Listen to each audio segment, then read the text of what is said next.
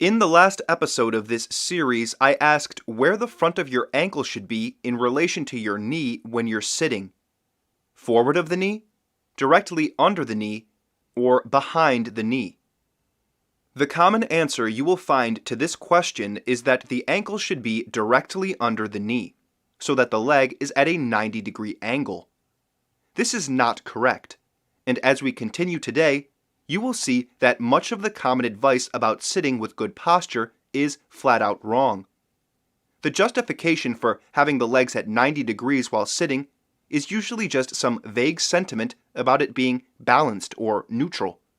But this is a misunderstanding of what the leg should be doing and should be prepared to do while you sit. The full explanation of this requires us to understand the more complex gesture of actually sitting down into a chair and also of sitting up out of one. For now, it's enough to understand that we need due tension in the lower leg, and what should be immediately clear with even a little experimentation is that your lower leg will have more tension in it when the front of your ankle is back behind the knee. You will find that many people habitually move their feet forward shortly after sitting down into a chair.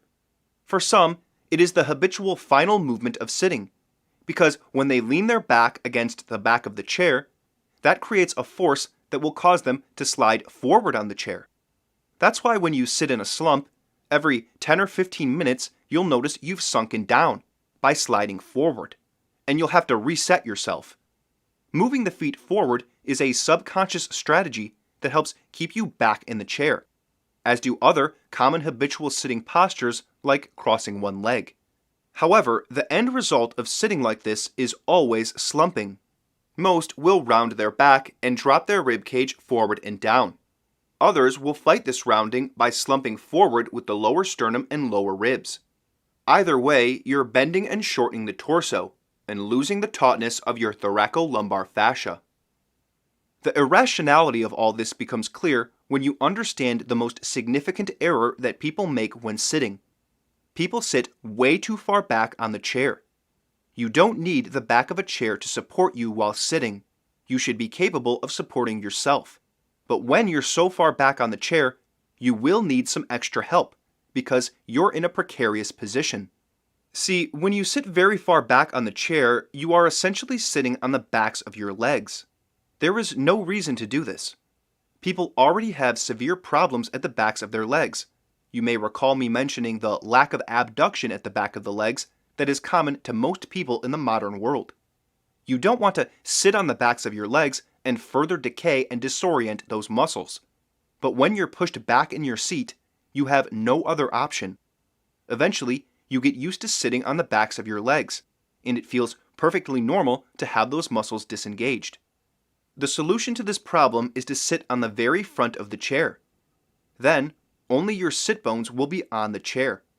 The sit bones are the bottom of your pelvis and the bottom of your torso. And unsurprisingly, the sit bones are what you want to sit on. The legs can then angle down to the knee and back to the ankle. The backs of your legs won't be touching the chair at all. The error of sitting far back in your chair becomes obvious when you try to stand up. In order to stand up from sitting, you need to bring weight forward. That is just the basic physics of how standing up occurs. When you're far back in your chair, you have to get the weight of your torso very far forward to get it forward of your feet. Since you need to get so far forward, you will pull your lower sternum and lower ribs forward, and also down, in order to bring the weight of your torso forward. This bends the torso, as we are well familiar with, and in most cases, your head will go back, which is a major shortening of the neck. But this is your only feasible option when you're so far back in the chair. What happens though if you scoot up in the chair, so that you're sitting on your sit bones? What if you also bring your feet back? Then you only need to lean forward a small amount, without unduly lowering the sternum and ribs, and you will have enough weight forward of your feet.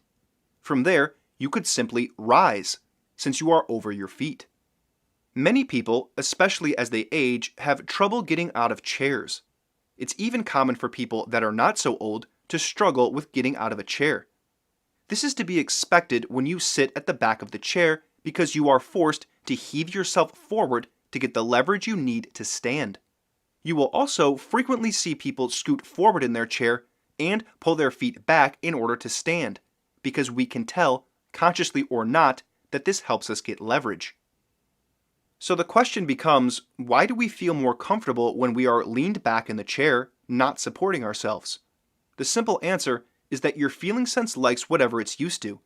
If you're used to deadening the backs of your legs, you will get used to that feeling, and any other feeling will seem strange. I don't doubt that people think they're more comfortable leaned back, but in practice this leads to pain in most cases. To deal with this, chairs have become much softer, to the point that they no longer provide a firm support, and instead they try to help you cope with your unbalanced sitting posture. As you get used to coping like this, sitting upright without something to support your back becomes strange and uncomfortable. Before you know it, you can't support yourself in a chair for more than a moment. This is really already the case for most people. Sit them in a hard chair for a few minutes and they will squirm. They will alternate between slumping and straining. They will twist their legs, lean and stretch. So much for the comfortable feeling this relaxed sitting posture was supposed to provide. Of course, sitting in the correct way will feel strange at first. Why is all this weight going through my sit bones into the chair, you might wonder? Why is there tension in my legs as if I'm ready to stand up or something? The new is always odd at first, but I encourage you to return to what we looked at last episode, creating friction on the floor with the feet. Sit on the front of the chair so that only your sit bones are touching the chair. Bring the feet back so that the front of the ankles are behind the knees. Position the feet as advised, parallel at the outsides. Then pull the interior of the heel towards the head of the first metatarsal. Lift the ribcage up away from the sit bones. While we have a chair out, we can look at something a little different. If you stand in front of the chair ready to sit down, you will likely find that your knees are not touching the chair. It's nice to video record this with a webcam or camera so you can actually see with your own two eyes. Make sure you are not pulling your feet under the chair to cheat. The reason your knees likely do not touch the chair is of course because of the general postural problems that we've outlined concerning the drooping forward of the pelvis and mid-torso and the forward lean of the leg. We would like to bring the back of the knee to the chair. However, the directions to accomplish this will not be to pull the knee back towards the chair.